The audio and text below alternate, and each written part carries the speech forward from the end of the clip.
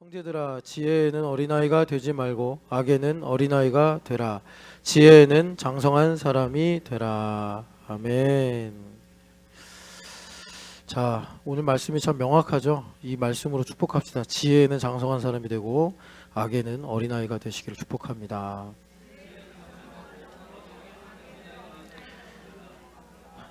반대로 가면 약이 없습니다. 축복합시다.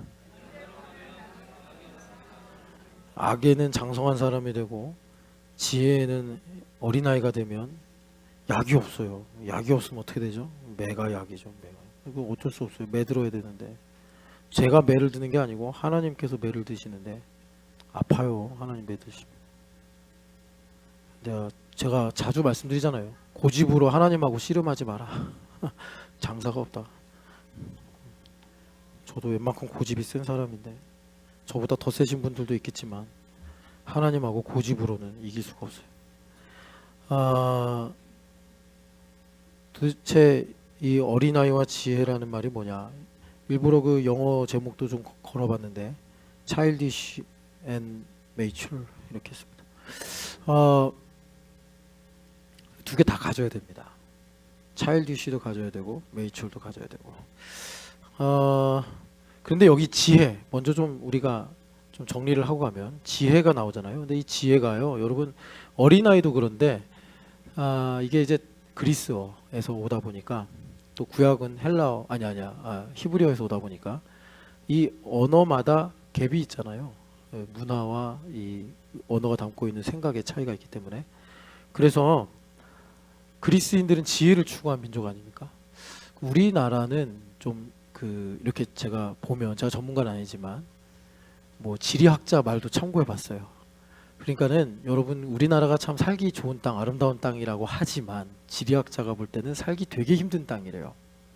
그래서 그 서울대 지리학과 교수님 하는 얘기를 들어봤는데 그래서 그런 사람들은 이렇게 어떤 민족의 이동 이런 걸 이제 지리학적으로 보잖아요. 그래서 그 이동할 즈음에 보면은 가장 살기 좋은 땅은 역시 중국이래요. 그런데 중국에서 이제 버티지 못한 사람들, 밀린 사람들이 한반도에 온 거다. 한반도가 왜 살기 힘드냐면 일단은 이걸 또 장점이라고도 볼 수 있지만 너무 덥고 너무 춥대요. 몬순 기후. 그리고 여러분도 아시겠지만 우리나라는 산이 많잖아요. 남한도 산이 많은데 북한은요 뭐 기본이 이제 2000m 이 정도니까 살기 되게 힘든데요. 그런데 한반도에서도 정착을 못하고 밀린 사람들이 이제 일본에 가 있대요. 그래서 이것도 되게 좀 신기한 게 그 유전자 검사, 이 과학이 발달돼 가지고 검사를 해보니까 일본 사람하고 우리나라하고 유전자가 90% 똑같대요. 그런데 이 민족의 혼이라고 해야 되나요? 이건 완전히 반대잖아요. 아마도 이게 이제 문화와 역사의 차이가 아닌가 싶습니다. 그래서 대표적으로 우리가 이제 교회 다니는 사람들이니까 이 전도하는 걸 예로 들면 우리나라는 야 교회 오면은 뭐 선물도 주고 교회 오면은 뭐 공짜로 밥도 주고 막 옛날 같으면 그러면 이제 막 우후죽순 같이 모여든단 말이에요 사람들이. 일본은 안 온다는 거예요. 왜 가 내가 뭘 볼 게 있다고 공짜로 받아 이러면서 오히려 안 가고 정직하게 예수님 믿고 교회 오셔서 구원받고 이래야지 좀 고민을 할까 말까. 이렇게 유전자는 90% 똑같은데 지형과 문화의 차이가 역사의 차이가 이렇게 반대의 성품을 만들었더라. 흥미롭더라고요. 그런데 우리나라가 그래서 이 그 황하 그쪽에서 강에서 이렇게 이제 넘어온 건데 그래서 그 패널을 그 MC가 이렇게 얘기하는 거예요. 그러면 우리 민족이 좀 더 이렇게 진취적이고 뭔가 이 프론티어 같은 성향이 있는 거 아닙니까? 했더니 이제 지리학 교수님이 웃으면서 그러는 거예요. 그런 건 아니고 밀려서 일로 온 거예요. 그런 거예요. 밀려서 보통은 봐봐요. 미국도 좋게 말해서 프론티어지 유럽에서 밀려온 사람들이 미국을 개척한 거 아닙니까? 뭐 이러면서 이제 우리나라도 그렇다. 그래서 살기가 되게 힘든데 그런데 요게 장점이 뭐냐면 그래서 우리나라 사람들이 손재주가 좋고 그리고 디테일에 강하고 그리고 되게 창의적이다. 왜냐하면 이 몬순 기후라 가지고 이 계절이 계속 바뀌고 개간을 해야 되고 요번에 우리 아이들하고 주말 캠프 다녀오면서도 제가 계속 보여주고 싶었던 게 계단식 논이거든요. 그리고 묵답이라는 게 있더라고요. 이제 지리산 그 둘레길을 쭉 걸어가는데 깊은 산 중에도 들어가거든요. 그럼 거기에 표진말이 하나 있어요. 이것은 묵답이다. 이게 묵답이 뭐냐 봤더니 옛날에 화전민들이 거기까지 들어와 살았던 거예요. 먹고 살아야 되니까 이 산은 아니고 한 제 정도 이렇게 비스듬한 언덕배기 이런 걸 이제 깎아가지고 논을 만든 거예요. 야, 그거 얼마나 살기 힘들면 절박했으면 산은 아니지만 그 비스듬한 언덕을 깎아가지고 논을 만드는데 이게 전부를 그렇게 하면 너무 극단적이니까 이제 계단 형식으로 그림을 이제 보여드리면 요런 게 이제 언덕인데 요거를 주말 캠프 하나도 없네. 자, 요렇게 깎은 거예요.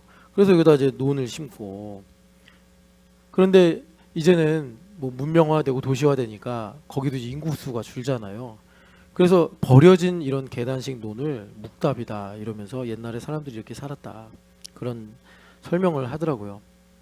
그 우리나라 사람들이 그렇게 창의적이다. 그래서 요즘에 보면 뭐 한류다 뭐다 하는 게 다 이런 이제 배경을 두고 나온 거 아니겠냐. 참 하나님의 섭리는 오묘하죠. 오묘하죠. 그러니까 재밌는 게 중국이나 일본이나 우리나라나 비스무리하잖아요, 사실. 외모를 보면은 우리나라 그런다면서요. 너 차이니즈야? 아니. 너 일본 사람이야? 아니. 나중에 이제 코리아 이런다고. 그러니까 우리도 이렇게 백인들, 흑인들 보면 비슷하잖아요. 비슷한데 이제 다 다르잖아요, 또. 그런데 흥미로운 건 우리나라 게 제일 재밌다는 거예요. 노래를 만들어도 재밌고 드라마를 만들어도 재밌고 이런 게 다 이제 이 환경에서 온 이 유산과 같은 결과 아니냐 그러더라고요. 그래서 우리나라는 그런 이제 가치가 있는데 그리스인들은 여러분 잘 아시는 것처럼 사실 오늘날의 모든 문명의 뿌리가 아무래도 이제 서구 영향을 받다 보니까 이 그리스 문명 이렇게 말하지 않습니까? 그래서 그 사람들이 뭘 했는가 봤더니 철학, 이 지혜를 추구했다는 거예요. 이 지혜. 그래서 지혜에 큰 갈래가 있어요.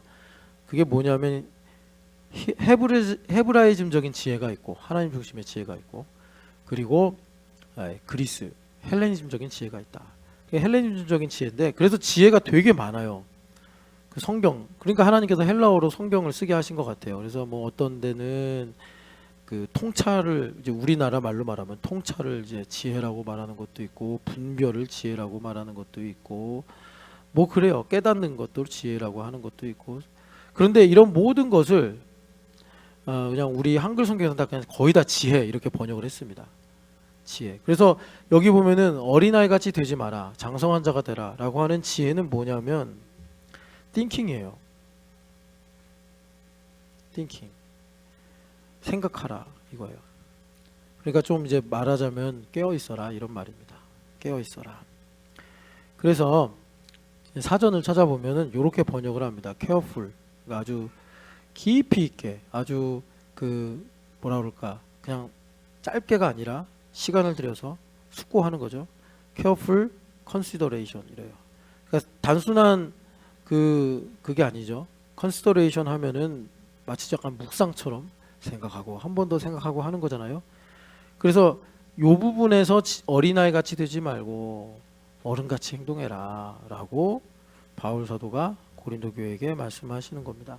자, 이 부분을 우리가 보려고 그러는데 재밌는 게 요게요. 그 원래 그 지혜가 아니었고 요게 그 헬라어로 플랜이라는 단어거든요. 영어 플랜은 아니고요. 정확하게 발음하면 플랜 약간 F 발음인데 요게 원래 고대에서는 횡격막을 가리켰대요. 제가 여러분 이 지혜가 좀 중요해서 이렇게 일부러 좀 분석적으로 말씀드립니다. 횡격막. 여러분 그 구약 성경 보면은 나의 중심 그럴 때 있잖아요. 그럴 때 물론 이제 마음을 가리키는 단어를 쓰기도 하지만 많은 경우 특별히 시편에 보면은 콩팥을 가리켜요. 그 우리 교회 김경찬 형제가 콩팥을 연구하거든요. 내과에서. 그러니까 이 콩팥이 그러니까 그건 왜 그런지 모르겠어요. 보통 이제 영어권에서는 하트 해가지고 이렇게 심장을 마음 이렇게 생각하잖아요. 근데 유대인들은 콩팥을 마음의 중심으로 봤어요. 그건 나는 왜 그런지 모르겠어요. 콩팥. 그래서 하나님 내 중심이 주님을 바랍니다. 그거 직역하면 내 콩팥이 주님을 바랍니다. 이런 거예요. 그래서 우리 교회 콩팥이 안 좋은 사람이 있잖아요. 임한영 집사님. 그래서 우리 교회 보냈나? 저도 조금 안 좋긴 하여튼 그래요. 그런데 그 헬라인들은 그리스인들은 마음의 중심을 콩팥이라고 안 하고 횡격막이라고 그랬대요. 그 횡격막이 이거잖아요. 하고 들숨 날숨 하면 올라갔다 내려갔다는 게 횡격막이잖아요.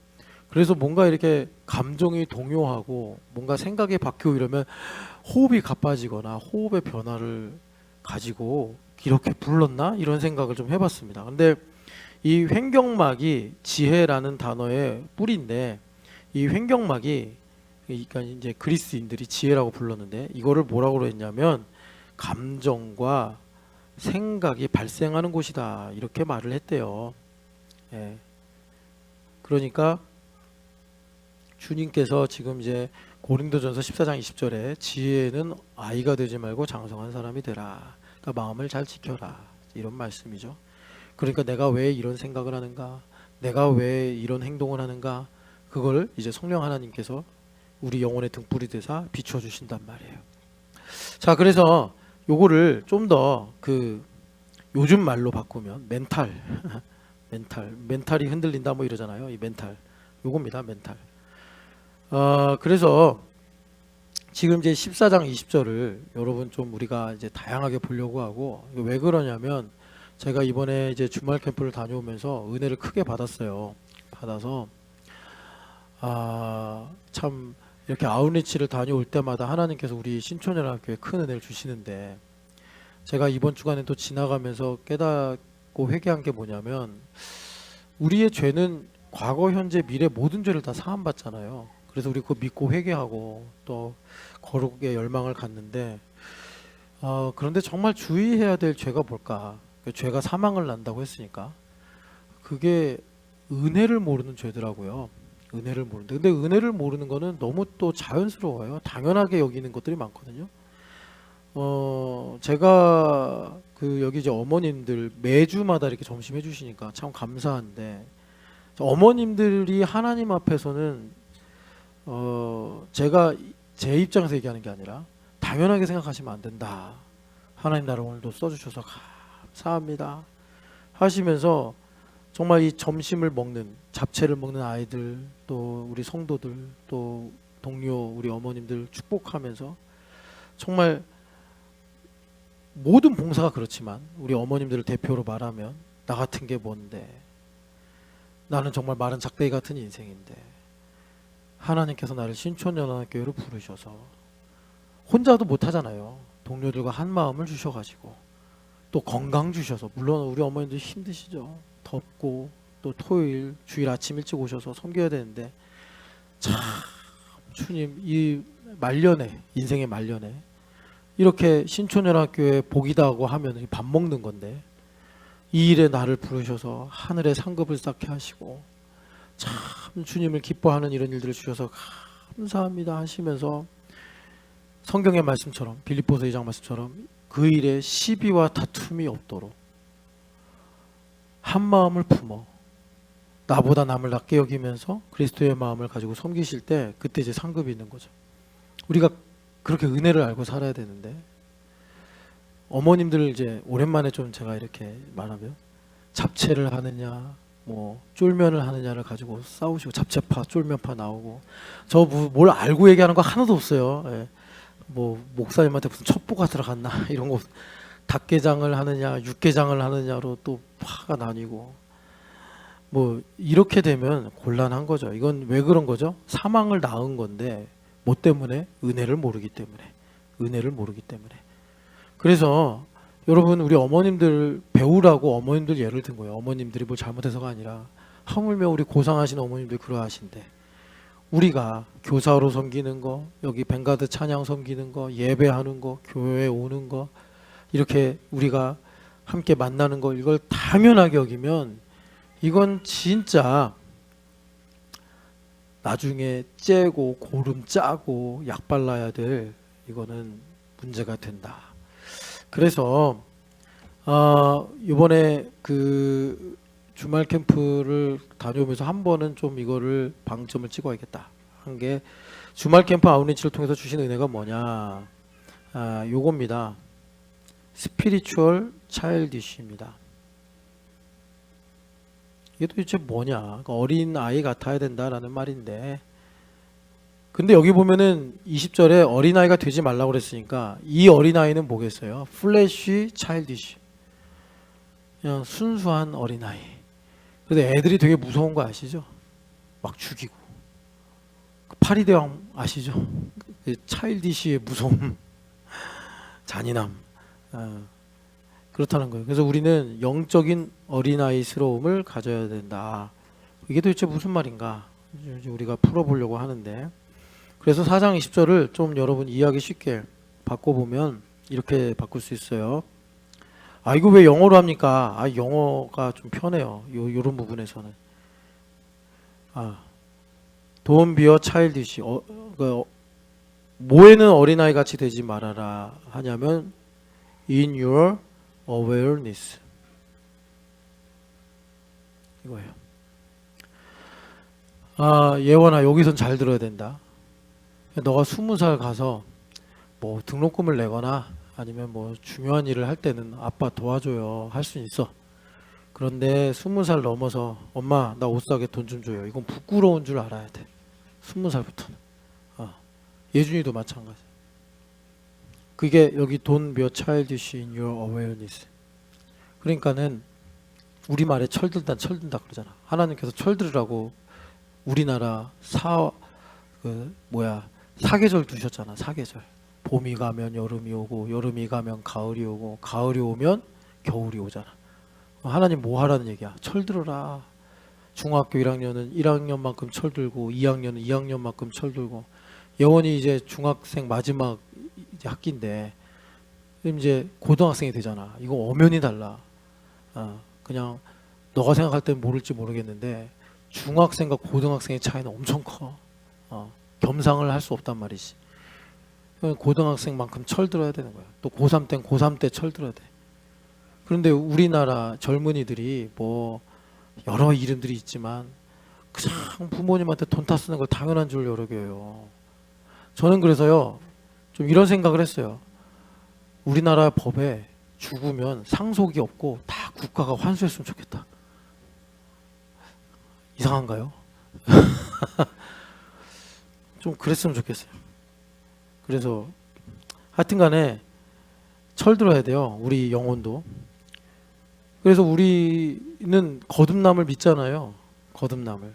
그러니까 우리 매일마다 철들어야 돼요. 하나님의 은혜를 알고 살아야 되더라. Be mature. 어른이 되라. 어른이 되라. 어디서요? In your 뭐겠어요? judgment. 그러니까 우리가 이제 하나님의 뜻이 무엇인지는 어른스럽게 판단하고 알아야 된다.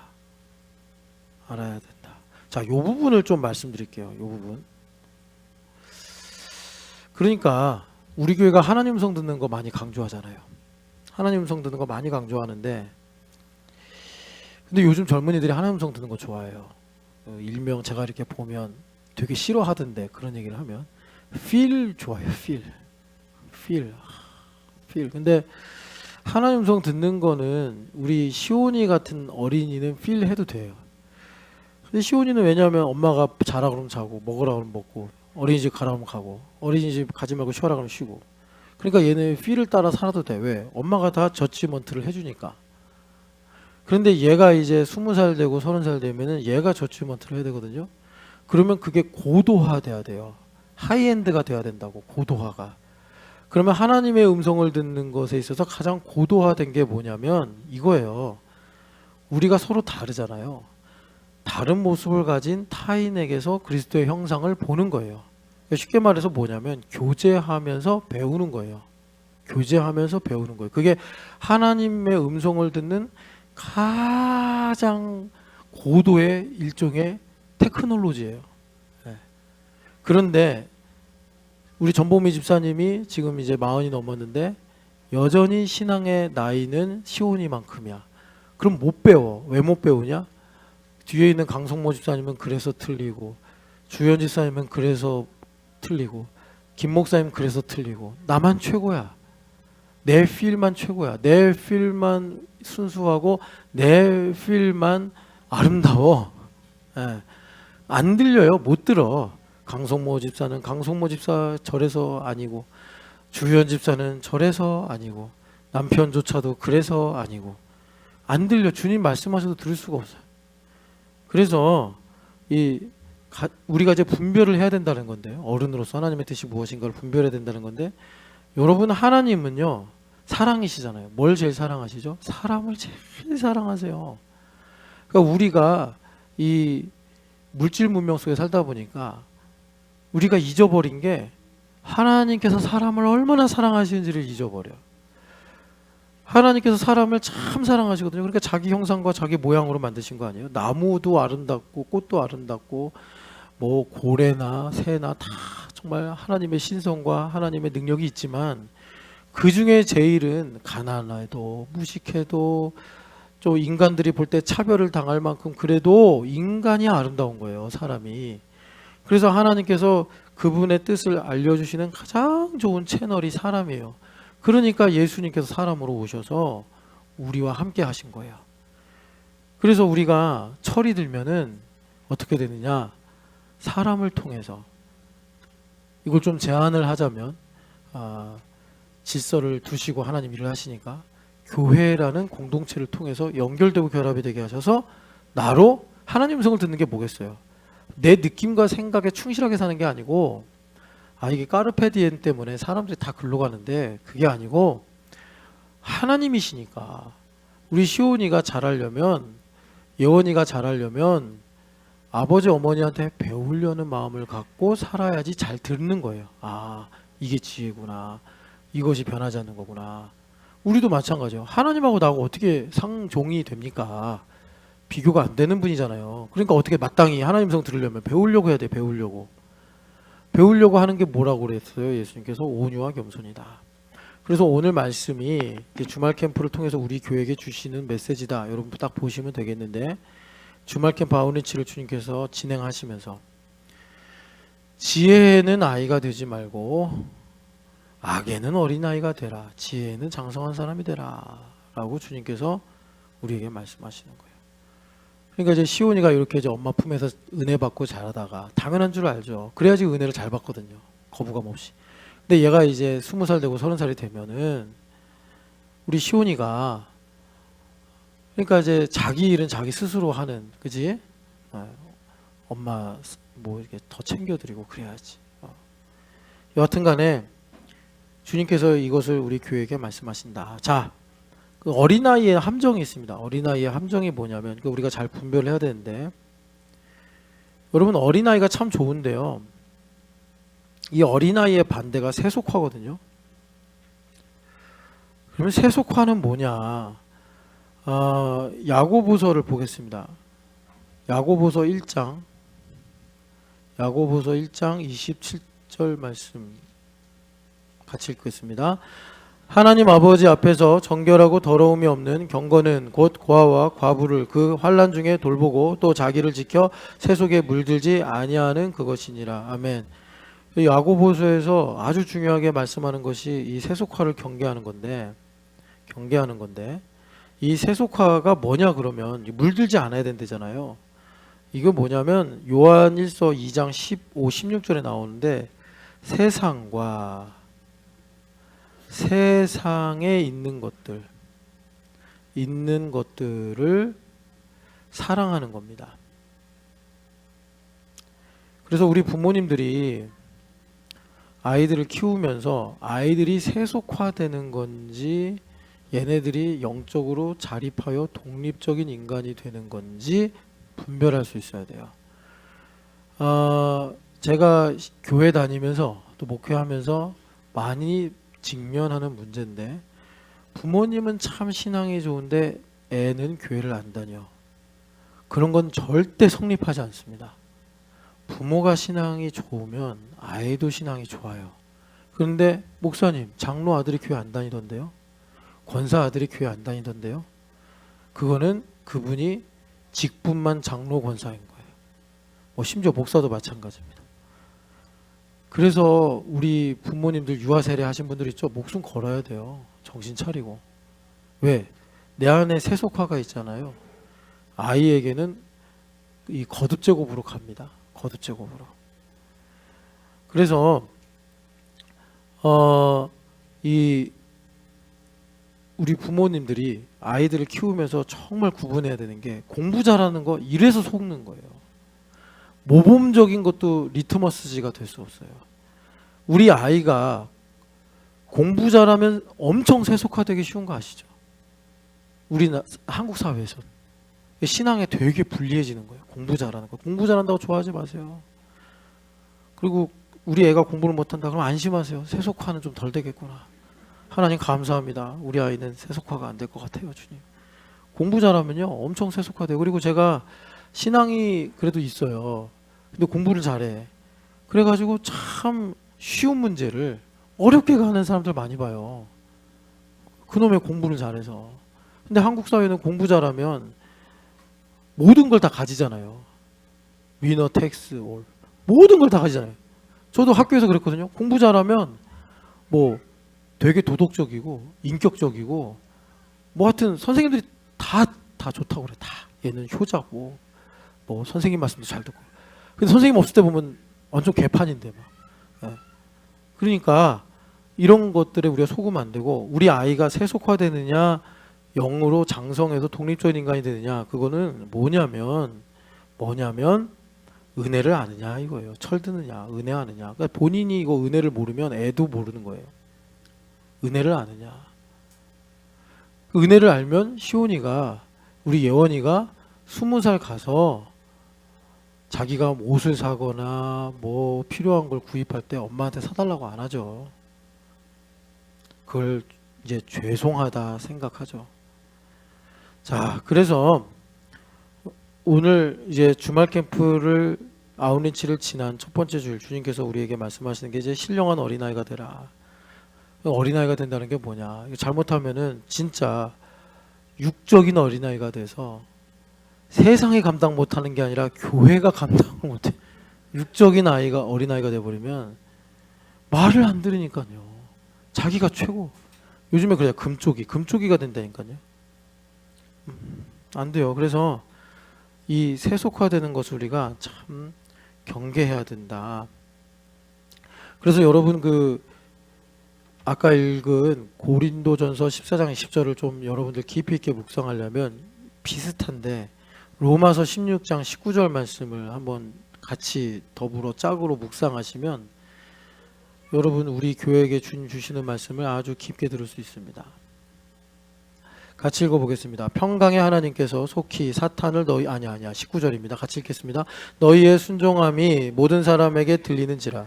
그러므로 내가 너희로 말미암아 기뻐하노니 너희가 선한 데 지혜롭고 악한 데 미련하기를 원하노라. 아멘. 자, 그러니까 여기서 왜 선한 데는 지혜롭고 악한 데는 미련하라고 하시냐면 순종 잘하기 위해서. 우리가 살아가는 게 모든 것이 순종이 돼야지 하나님께 영광되잖아요. 그러니까 우리가 그 순종을 잘하려면 어떻게 해야 돼요? 내가 자원하는 마음으로 하나님의 뜻을 행하면 되는 거예요. 그 자원하는 마음이 뭐죠? 예수님으로 만족하는 겁니다. 그런데 이 순종을 잘하려면 바울 사도가 말씀하시는데 선한 데는 지혜로워라 이렇게 말씀해요. 여기서 지혜로우라는 거는 아까 전에 고린도전서 14장 20절의 지혜랑 달라요. 아까 전에 말씀드렸죠? 이 그리스도인들은 지혜를 추구했기 때문에 지혜가 다양하다. 그래서 여기서 지혜는 뭐냐면 통찰력을 가져라 이것입니다. 그러니까 하나님 선한 것이 하나님 뜻이잖아요.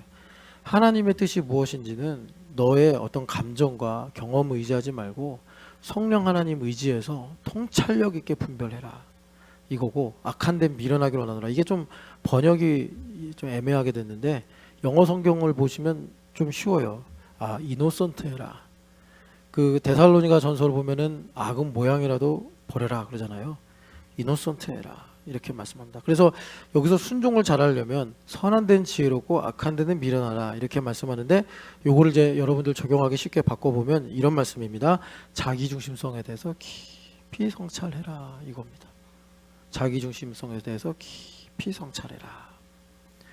그래서 그렇게 되면은 하나님께서 우리에게 순종하는 복을 허락해 주신다라는 거예요. 자, 요거 하나 정리하고 갈게요. 어린아이의 함정이 있다. 그러니까는 영적인 어린아이가 있고 육적인 어린아이가 있어요. 그런데 여러분 이게 동시에 있을 수 있어요. 동시에 있을 수 있어요. 그러니까 일단 어떤 사람이 어린아이 같아. 순수해요. 그러면 일단 믿음이 들어가기는 쉬워요. 작은 은혜에도 쉽게 감동받을 수 있어요. 그러니까 세속화가 들어오면 다른 말로 말하면 영악해지거든요. 그러면 이런 거예요. 제가 목사로서 어떤 성도님 이렇게 하세요. 그러면 저 말은 무슨 뜻일까? 왜 저런 말을 할까?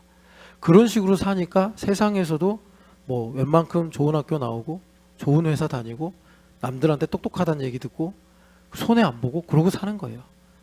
왜 저런 말을 할까? 저런 말을 하면 뭐가 득이고 뭐가 실일까? 뭐 이렇게 따진단 말이에요. 결과는요.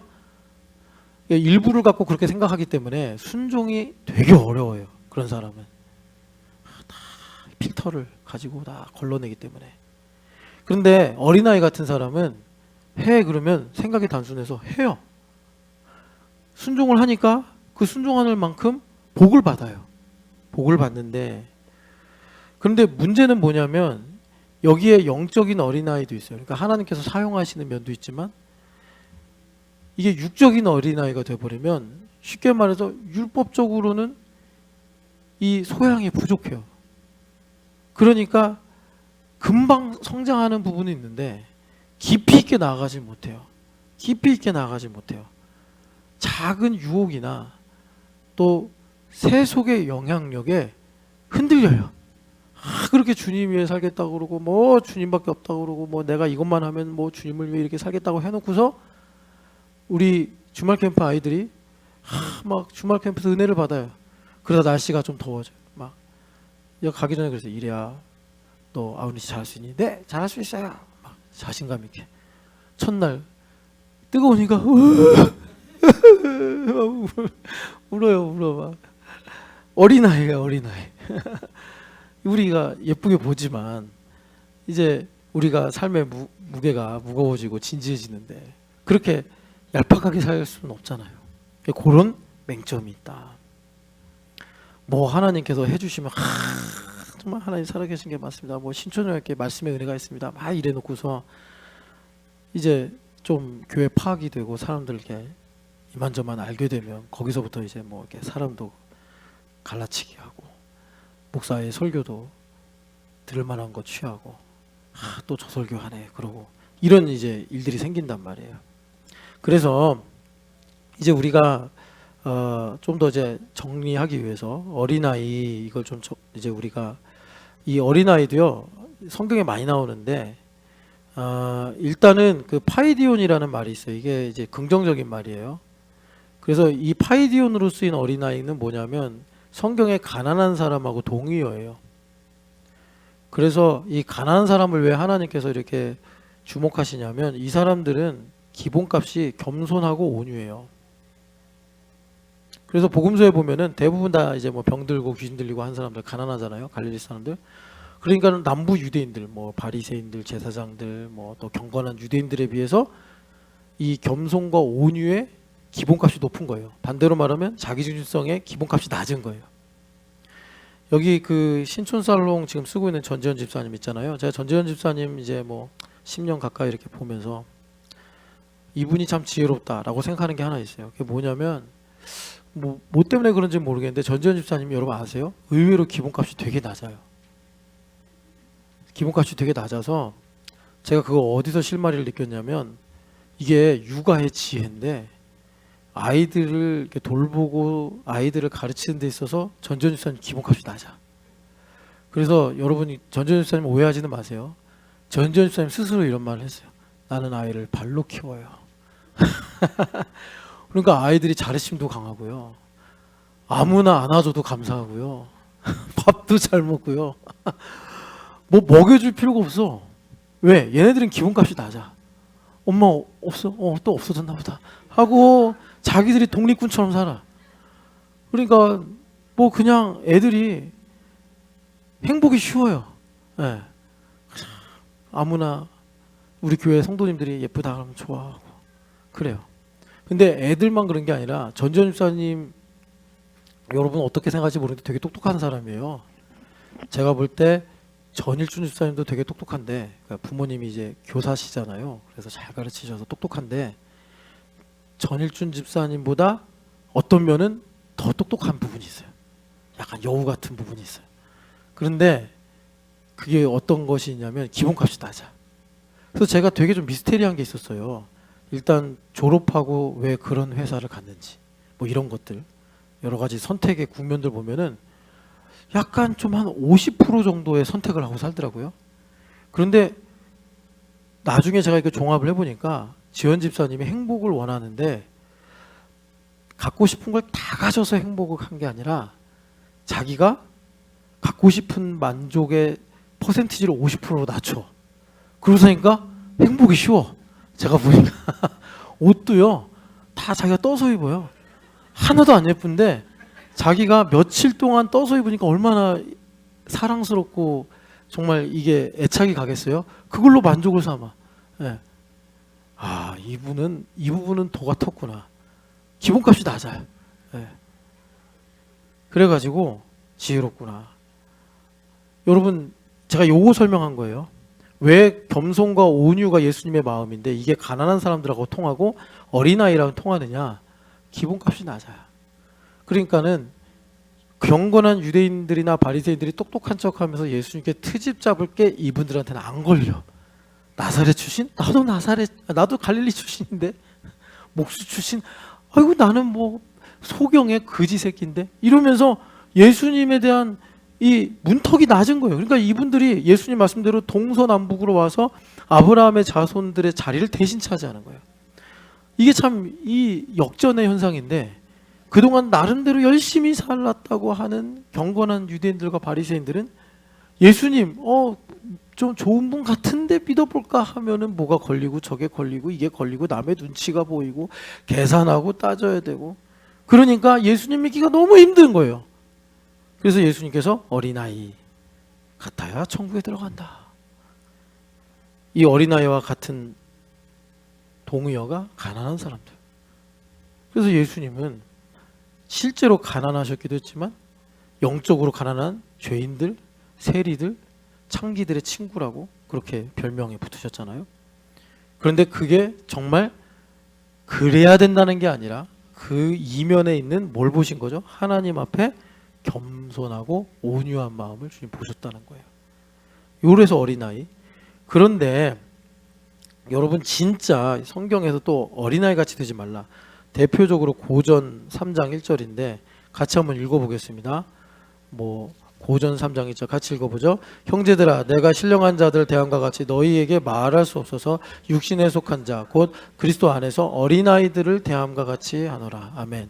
여기서 보면은 어린아이들 이거 좋은 의미는 아니죠. 이게 영어 성경에는 그냥 child가 아니라 infant라고 그래가지고 젖먹이들 이겁니다. 젖먹이들. 그래서 여러분 우리가 신령한 사람 할 때 자주 찾아서 보는 히브리서 5장 13절 단단한 음식을 먹지 못하고 여기도 보면 2절에 젖으로 먹는다 그러잖아요. 거기서도 똑같은 말이에요. 그래서 요 어린아이들은 진짜 순수하고 나이브한 그런 어린아이들이 아니라 어떤 사람들이죠? 자기 중심성이 강한 사람.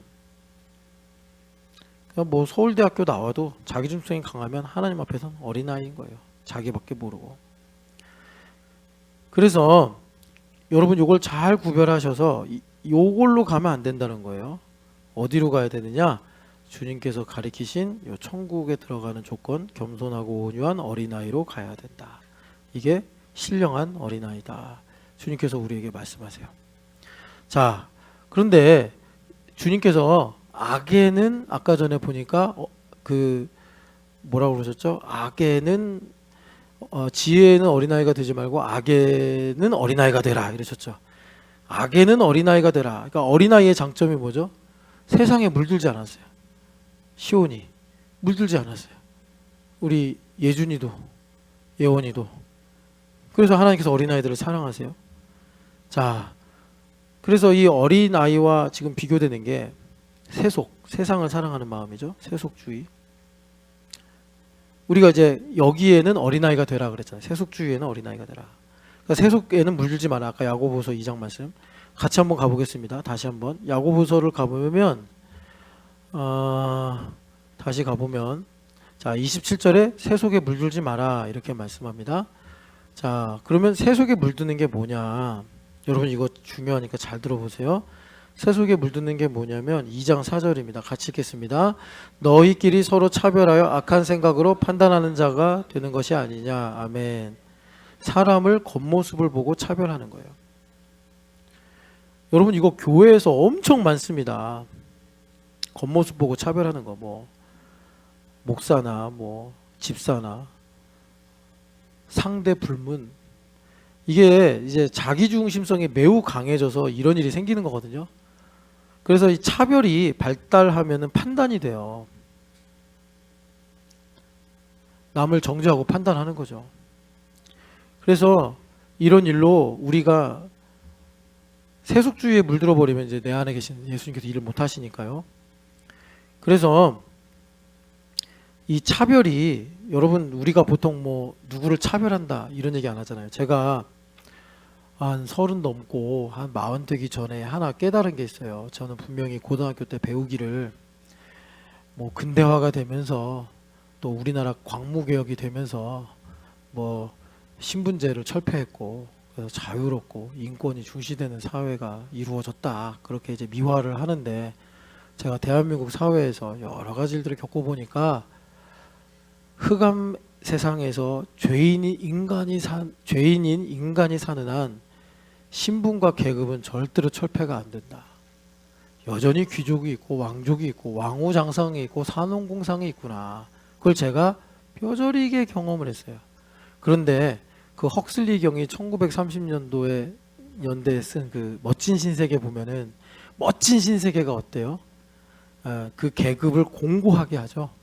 그래서 우리가 현실에서 만나는 이 계급 사회는 어떤 학교를 나왔고 어떤 회사를 다니고 어떤 뭐 집안에 속해 있는가, 이걸 갖고 나누어지는 느낌이지만, 멋진 신세계는 아예 태어나기 전에 유전자를 조작해서 알파부터 엡실론 5단계 등급으로 계급을 나누어서, 말하자면 알파는 최고 계급인데 아주 훌륭한 지능을 가지고 지도자의 이 계급을 담당하고, 그 엡실론이라고 하는 사람들은 이 지능을 아예 그 유전적으로 유전자 차원에서 제한을 거는 거예요.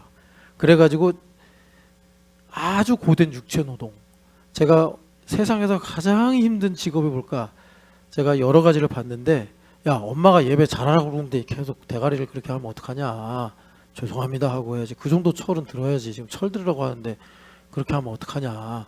너 혼나니까 옆에 있던 예원이 놀래잖아. 꿈나라에서 지금 꿈꾸다가 물론 1학년이니까 화가 있는 건 알아. 근데 예배 시간이잖아. 예배 시간 계속 이러지 마. 그냥 내 어머니 그러고. 그러니까 무슨 말이냐, 방글라데시에 가면요 하수구가 있는데 우리나라처럼 상하수 시설 잘 안 돼 있어요.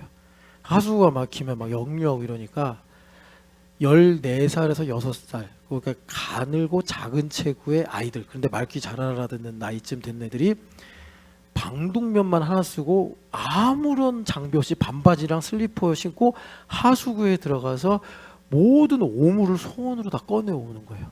그래가지고 두레박처럼 바켓에다 그걸 담으면 위에서 이제 건져내서, 그럼 걔네가 그걸 갖고서 하루에 얼마 버냐면 제 기억으로 하루에 3,000원 벌어요. 그래서 거기 보면은 이제 그 어떤 그 다큐 하는 사람인가 봐요. 그 사람이 이제 그 오염도를 측정하는 기계가 있나 봐요. 막 삐 난리가 나고요. 이거는 절대 사람이 들어가면 안 되는데, 워낙 가난한 나라에 가난한 계층이 있다 보니까 그거라도 하고, 그래서 거기서 나와서 빵 한 쪽 먹는 게 행복이에요. 와. 그러니까 여러분 우리가 되게 인권이 존중되고 자유롭고 신분이 없는 사회에 살고 있는 것 같지만 이게 조삼모사처럼 우리가 헉슬리 경이 예언한 것처럼 멋진 신세계에 살면서 사실은 다 이렇게 차별이 극대화된 사회 속에서 살고 있다. 그래서 얘들아 잘 들어야 돼. 헉슬리가 상상을 해서 유전자를 조작을 해가지고 엡실론 계급에 있는 사람들은 아무 생각을 못하게 제 선배가요 영국에서 유학을 하고 왔어요. 저랑 학부 때 축구를 신나게 하던 선배라서 형 10년 만에 왔어요. 형 영국에 가서 진짜 좋았겠다. 형 축구 많이 했어요? 제가 물어봤더니 그것도 한 10몇 년 전이에요. 그 형이 하는 말이 대우야 축구 얘기하지 마라 그러는 거예요. 그래서 왜요? 영국에 가서 끔찍했다는 거예요.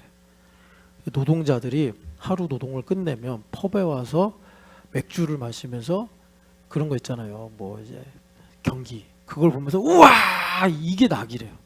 거기에 철저히 갇혀서 하나님도 세상도 고상한 가치도 이념도 없이 그냥 고된 노동하고 돈 벌어서 꿈이 뭐냐면 맨체스터에 살면 그 돈을 모아서 아들과 함께 맨체스터 회원권을 사가지고 경기장에 가서 가끔씩 그 클로즈업 되잖아요. 골 넣으면 우와 하는 거 그거 하는 게 행복이라는 거예요. 끔찍했대요 자기는. 이게 영국의 민낯이구나. 사람들이 생각도 없고 판단력도 없고 이 멋진 신세계에서 말하는 것처럼 지능이 제한돼 버린 거예요.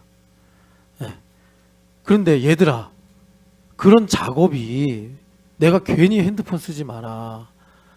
예준아 너 백야 다 읽었어? 아주 훌륭하네. 그 다음에 내가 뭐 읽으라고 그랬지? 폭풍의 언덕. 너 질풍노도에 시키니까 폭풍의 언덕 읽어봐야지. 그래서 얘네들이요 여기 아까 전에 읽었잖아요. 지혜는 아이가 되지 말라. 뭐라고요?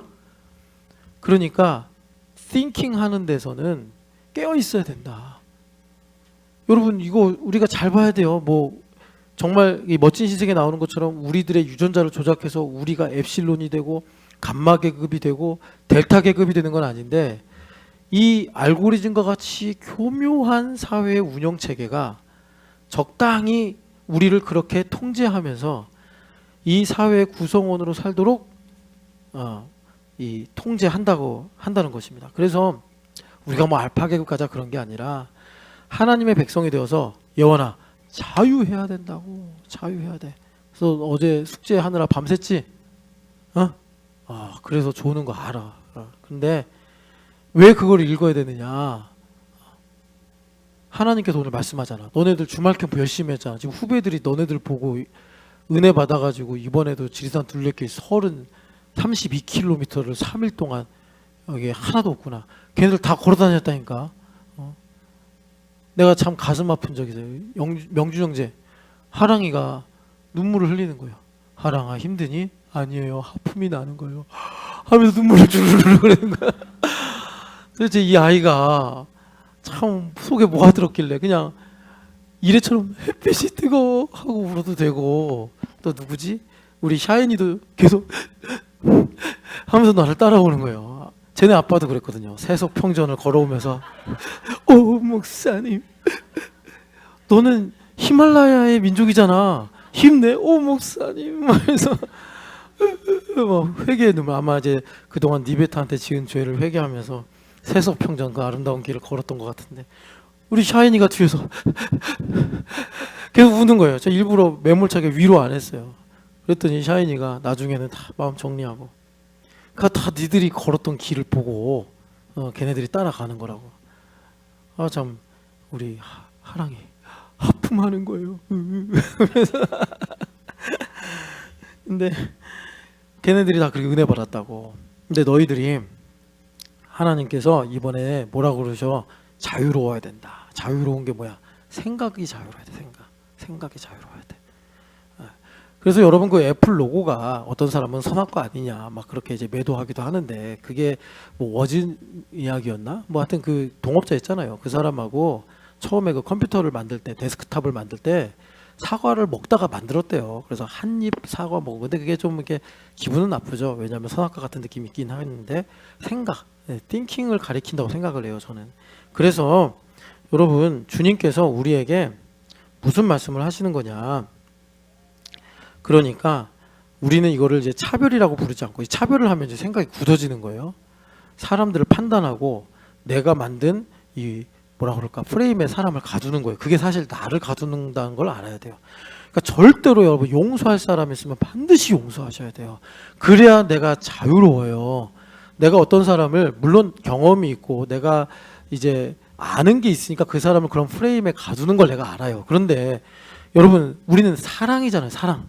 우리는 고린도전서 13장처럼 하나님의 사랑으로 구원받은 사람들이에요. 그러니까 사랑은 뭐라고 그래요? 바울 사도가 너가 부분적으로만 알고 있다는 걸 인정하는 게 사랑이다. 그래서 우리는 어떻게 해야 돼요? 남을 프레임에 가두는 것을 절대로 우리는 허용하지 않는 사람이에요. 그 사람이 어떤 학교를 나왔든, 그 사람이 어떤 조건을 가지고 있든, 그 사람이 어떤 직업을 갖고 있든, 우리는 이 사회의 통념을 따라서, 뭐 습관을 따라서 우리는 절대로 사람을 프레임에 가두는 사람이 아니에요. 우리가 만약에 프레임을 간다면 그건 뭐예요? 하나님의 형상이요, 하나님의 자녀요, 하나님의 구원받은 왕 같은 제사장이다. 그거밖에 없어요. 그건 엄밀히 말하면 프레임이 아니에요. 그거는 우주와 같이 무궁한 가능성이에요. 우린 그걸 갖고 사람을 봐요. 우리가 그걸 갖고 타인을 보는 거예요. 원수를 보는 거고, 그걸 갖고서 내 동료들을 보는 거예요.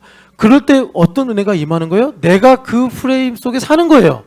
내가 하나님의 형상으로 사는 거고, 내가 하나님의 자녀로 사는 거고, 내가 하나님의 왕 같은 제사장으로 살아서 믿는 자에게는 능치 못할 일이 없느니라. 하나님의 가능성이 나의 가능성이 돼버리고 마는 것입니다. 그걸 우리는 자유라고 하는 것이고, 예수님께서 이 땅에 오셔서 이 땅에 오신 이유를 말씀하시는데 그게 뭐라고 그랬어요? 난 너희를 자유롭게 하려고 왔다. 너희가 가지고 있는 이방인이라는 프레임, 유대인이라는 프레임, 죄인이라는 프레임에서 너희가 갇혀있고 묶여있고 너희들이 지금 매여있는데, 가난이라는 프레임에, 그래서 두려움에, 뭐 질병에서부터 내가 너희를 다 자유롭게 하려고 왔다. 주님께서 우리에게 말씀하시는 것입니다.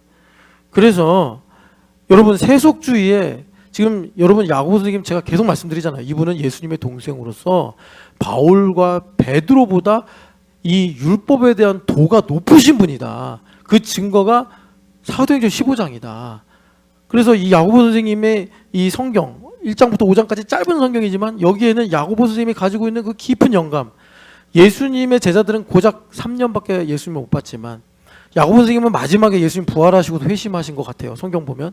근데 이분은 예수님보다 한 해 늦게 태어났든가 두 해 늦게 태어났든가 하여튼 간에 30년을 넘게 예수님 봐온 분이야.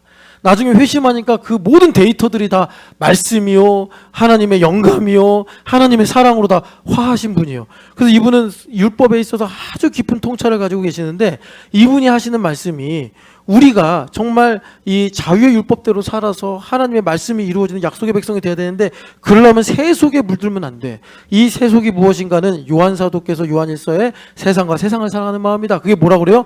육신의 정욕, 이생의 자랑, 안목의 정욕이다. 이게 자기중심성의 어떻게 보면 삼원색인 거예요. 육신의 정욕, 안목의 정욕, 이생의 자랑. 그래서 이 삼원색이 내 안에 있으면 어떻게 되는 거예요? 내가 자기중심성을 가지고 내 만족을 따라 내가 원하는 대로 나의 가치를 기준으로 내가 살아가게 수밖에 없는 종살이를 하는 거예요. 그런데 예수님께서 십자가에서 나를 죽이시고, 어떻게 죽이셨어요? 나를 진짜 십자가에 못 박으신 게 아니라 자기가 대신 죽으시고 나를 믿어. 그럼 너도 죽는 게 되는 거야. 해가지고 내가 주인 돼서 사는 삶에다가 마침표를 딱 찍으시고, 그리고 주님께서 이제 예수님으로 사는 인생을 주셨는데, 이 세속주의의 핵심이, 그 코어가 뭐냐? 예수님께서 여기 야고보 선생님 말씀하시기를 차별이다. 그런데 이 차별이라는 게요, 여러분, 방금 전에 제가 괜히 그 멋진 신세계 얘기를 한 게 아니라 우리 마음 깊은 곳에 있어서 이게 사실 제일 많이 드러나는 게 부부지간이에요. 그래서 부부지간에 서운한 일 생기죠. 그게 다 알고 보면 율법적으로 내 안에 나 중심으로 인한, 자, 내가 중심이 되면 어때요? 나와 다르다는 거예요. 나와 다른 게 틀린 게 돼버리는 거예요. 그게 차별. 지금 여기서 차별이라고 말하는 게 그거예요. 지금 가난한 사람이 왔는데 가난한 사람이 들어오면 너희들 차별하지 않냐, 이게 뭐예요? 나를 기준으로 나보다 가난하네, 그러면 저쪽 보이지 않는 데다 앉아 계셔. 나보다 부자고 나보다 가진 게 많네, 어이구 오셨습니까? 아, 신수가 원하시군요, 잘 오셨습니다. 우리 그딴 짓 하고 있지 않냐. 이게 부부지간에 보면은 서운하고 섭섭한 감정으로 나오는 거예요.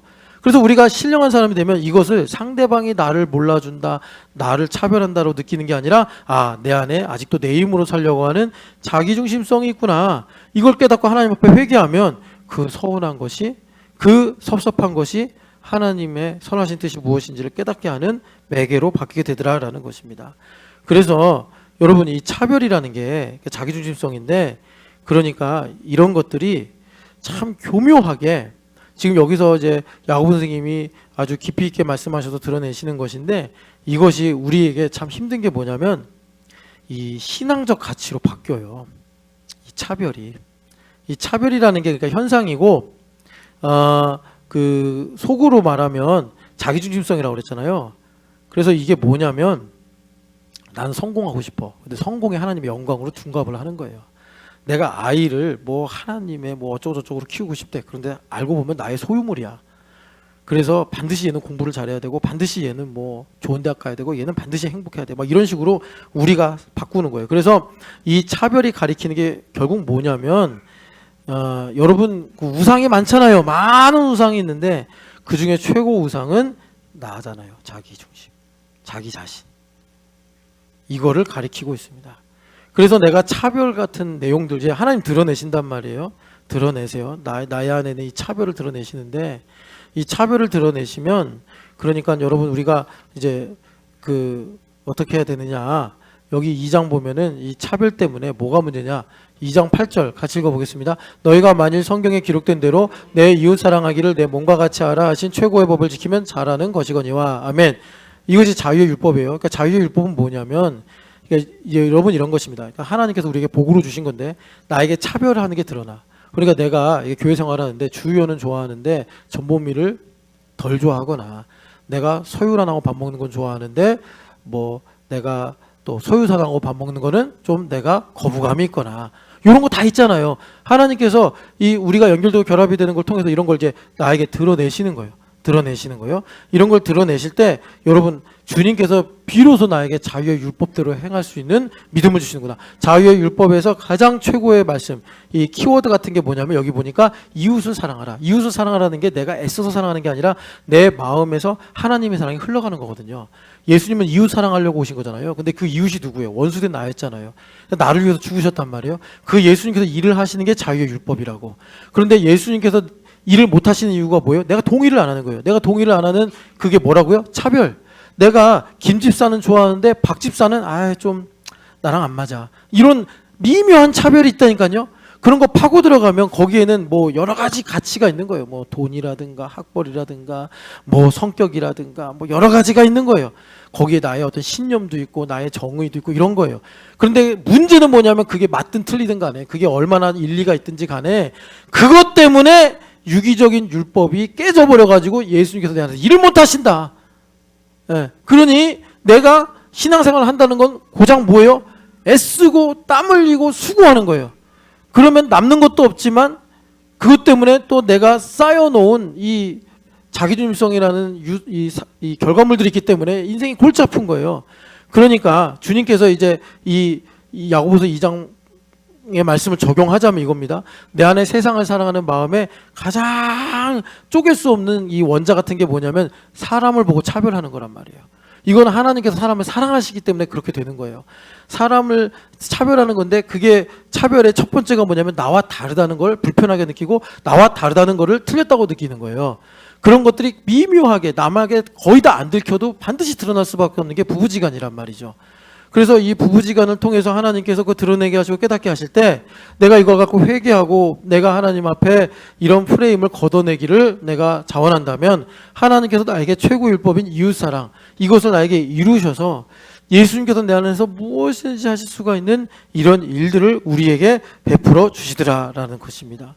그래서 여러분, 주님께서 우리 신촌연합교회에게 오늘 이제 주말 캠프가 지난 이 주말 캠프의 은혜가 식지 않은 이 주일에 주님께서 우리에게 하시는 말씀이, 이 아이들을 봐라, 공중의 새를 보라 하신 것처럼 이 아이들을 봐라.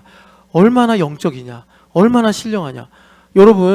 여러분들을 제가 휴가를 내게 해가지고 32km를 걷자 그러면 여러분들 걸으시겠어요? 다리가 아프네, 왜 걸어야 되네, 뭐 쟤는 왜 안 걷네, 여러 가지 토를 다실 거 아니에요. 근데 우리 아이들은 기쁘고 즐겁게 계곡이 나타나면 계곡이 나타났다고 좋아하고, 그늘이 오면 그늘이 온다고 좋아하고, 또 쉬면은 쉰다고, 또 쉬면서 아이들하고 친구들하고 노느라 좋아하고, 그런 모든 일들을 주님께서 보여주시면서 너희들 이 땅에서 지혜에는 어린아이가 되지 말고 악에는 어린아이가 되라 라고 말씀하시면서 우리에게 신령한 어린아이가 되라는 건데, 얘네들의 신령한 아이됨의 가장 핵심이 뭐냐, 얘네들은 차별이 없다. 그래서 제가, 여러분 이게 참 저의 지금 숙제인데, 예원이 때까지는 안 그랬거든요. 그래서 예원이를 내가 참 좋아하고 존경하는 이유 중에 하나, 얘들 어린이지만 존경하는 게 있어요. 뭐냐면 예원이는 제가 시키지 않았는데, 예원이가 그 이제 선배죠, 선배. 근데 이세미가 1학년으로 들어왔어요. 이세미가요, 처음에 이제 막 훈련이 안 되니까 자주 넘어지기도 하고, 그래서 입도 다치고 안경도 깨지고 그런 적이 여러 번 있었어요. 근데 제가 한 번도 예원이한테 뭐라고 한 적이 없는데, 예원이가 기억이 나는지 모르겠는데 이세미 손잡고 다녔어요. 이세미 손잡고. 기억나니? 조금 나는구나. 그런데 참 그 은혜를 입고 자란 4학년, 5학년, 지금 여자애들, 남자애들도 그런데 남자가 없어요. 3, 5학년에 얘네들이 파벌이 생기는 거예요. 예. 그래서 제가 이건 들어오면 안 된다 해가지고 지금 막 이 차별을 없애려고 엄청 애쓰고 있는데, 이 주님께서 교회됨을 통해서 나의 차별하는 이 습관을 드러내시고, 그래서 주님께서 이것을 내가 깨닫고 회개할 때 나의 삶에 자유의 율법이라고 말씀하신 하나님의 자유가 임하게 하신다. 주님께서 우리에게 말씀하십니다. 여러분, 아이들은 차별이 없습니다. 제가 이렇게 보니까 참 아름다운 게, 우리 하랑이, 또 누구지? 거기 샤이니, 이래, 이 세 명이 진짜 친해가지고 만나면 뭐 이런 거예요. 초코라떼 쎄쎄쎄래요. 초코라, 초코떼, 초코라떼, 뭐 이거를 하루 종일 해요. 그래서 제가 한 번은 밥 먹을 땐 하지 마 해가지고 금지령을 내렸었는데, 얘네들은 차별이 없어요. 친해. 1학년 애들. 참 감사하더라고요. 여러분들도 하나님께서 말씀하시는 음성을 들으시고, 여러분 이 세속에 물들지 않고 하나님 나라에 물드시기를 축복합니다. 같이 기도하겠습니다. 하나님, 내 안에 세상에 오염된 세속의 것들을 제거하여 주시고, 하나님 사람을 차별하는 습관과 기준과 성향들 드러내실 때 하나님 십자가를 붙잡고 회개할 수 있도록 믿음을 더하여 주시옵소서. 그래서 하나님 아버지, 나에게 하나님 신령한 어린아이가 되어서 하나님의 말씀이 얼마든지 이루어지는 복된 자유를 허락하여 주시옵소서. 우리 주여 한번 외치고 기도하겠습니다. 주여! 거룩하신 하나님 아버지, 내 안에 세상에서 배우고 또는 듣고 하나님 아버지 경험한 것으로 물들어버린 세속적 가치를 제하여 주시고,